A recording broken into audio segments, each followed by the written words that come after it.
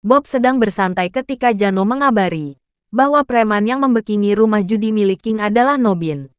Kalau kau sudah tahu, tinggal kau bikin keributan kecil di rumah judi itu, apa kau sanggup? Tanya Bob lewat handphone yang digunakannya. Itu operasi mudah Tuan. Tim kami akan segera bergerak dan Tuan tinggal lihat hasilnya. Sahut Jano dengan mantap. Aku tak sadar menunggu waktu itu tiba. Sahut Bob di antara derai tawanya. Cepat laksanakan perintah mudah itu dan silakan hubungi aku jika ada kendala. Lanjut Bob sambil mematikan handphone di tangannya. Bob yang biasa dipanggil Om Bob oleh William, adalah adik bungsu dari Om Do Sastrodimerja.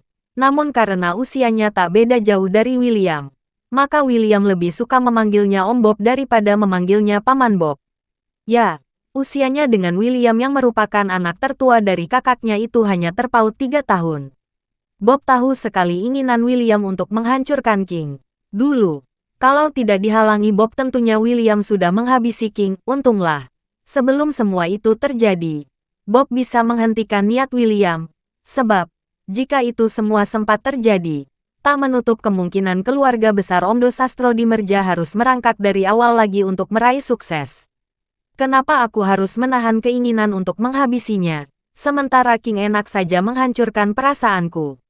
Ujar William saat itu dengan suara tinggi dengan sorot mata tajam. Tenang Will, tenang. Bob berusaha menenangkan perasaan William yang tengah bergejolak. Hati boleh panas tetapi ini kita harus tetap sehat. Lanjut Bob sambil menunjuk keningnya dengan ujung telunjuk. William menghela napas gusar, lalu mengambil rokok putihnya di atas meja dan menyulutnya sebatang dengan kasar. Kebalikan dengan William yang nampak gusar, Bob malah kelihatan tersenyum dengan tenangnya. Dia juga nampak mengambil sebatang rokok dan menyulutnya dengan pelan, santai. Dia menghembuskan asap rokok yang memenuhi rongga dadanya lewat hidung dan mulut. Nampak nikmat sekali. Maksud Om sebenarnya apa sih?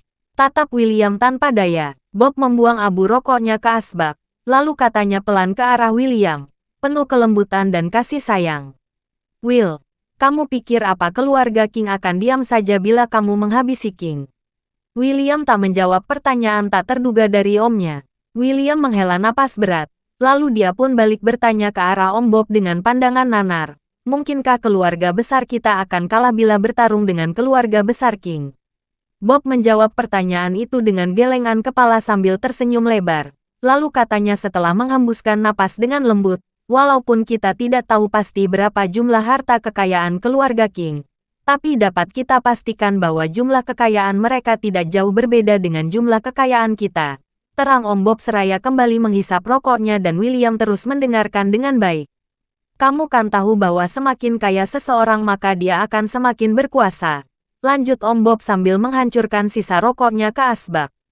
William mengangguk tanda mengerti. Ya, semakin orang itu kaya maka secara otomatis orang tersebut akan semakin berkuasa. Karena uang akan selalu beriringan dengan kekuasaan.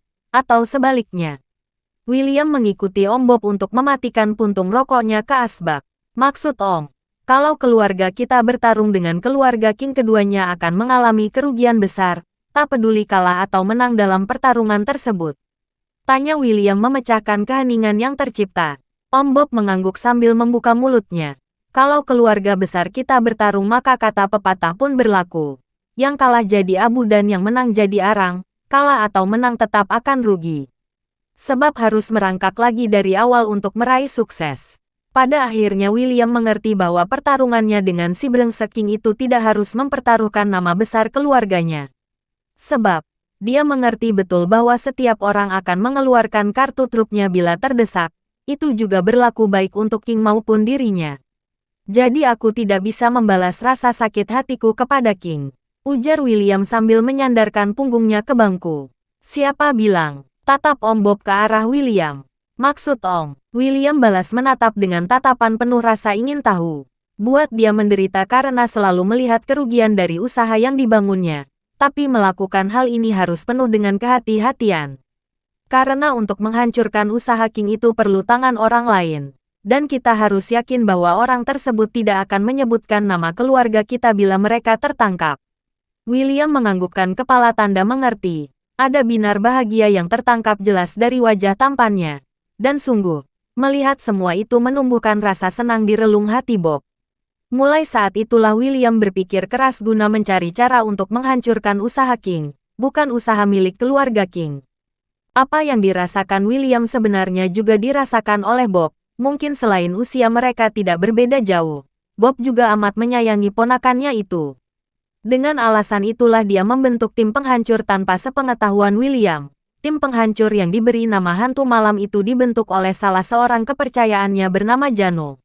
Di mata Hantu Malam, bos mereka adalah Jano. Mereka tidak kenal dan terikat dengan Bob, apalagi terikat dengan keluarga besar Omdo Sastro di Merja.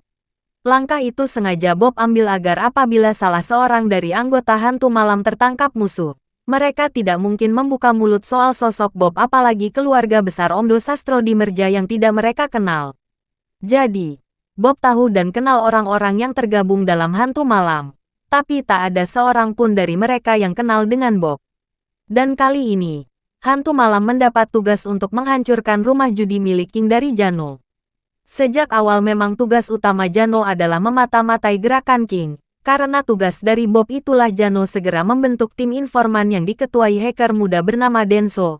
Setelah membentuk tim informan dia pun membentuk tim penghancur Hantu Malam yang diketuai Nidu.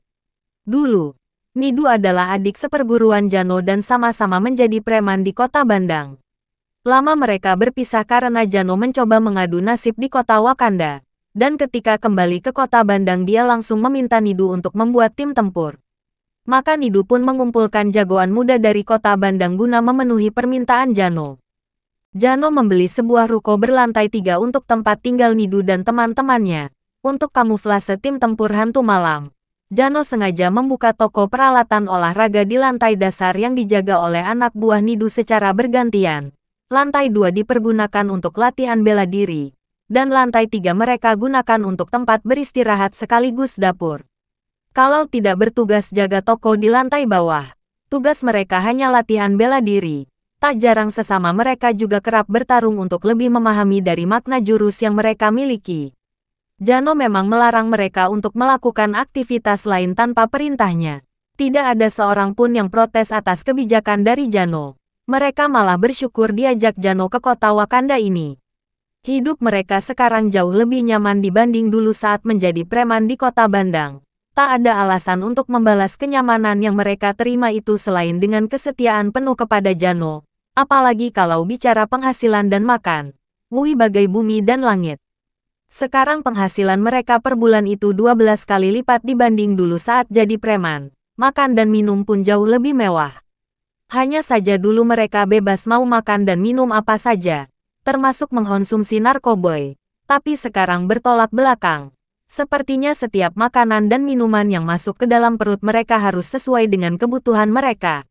Di samping itu, mereka pun baru mau minuman beralkohol bila diizinkan Jano.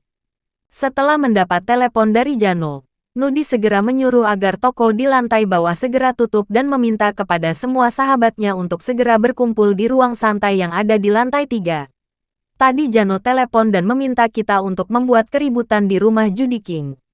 Para keamanan dan pengawal di rumah judi merupakan anak buah Nobin. Kesan yang harus kita munculkan adalah kita berseteru dengan Nobin. Dan rumah judi itu menjadi korbannya. Begitu kata Nidu pada ke-12 temannya. Semuanya mengangguk mantap. Dan untuk selanjutnya mengatur strategi untuk penyerangan di rumah judi milik King nanti malam.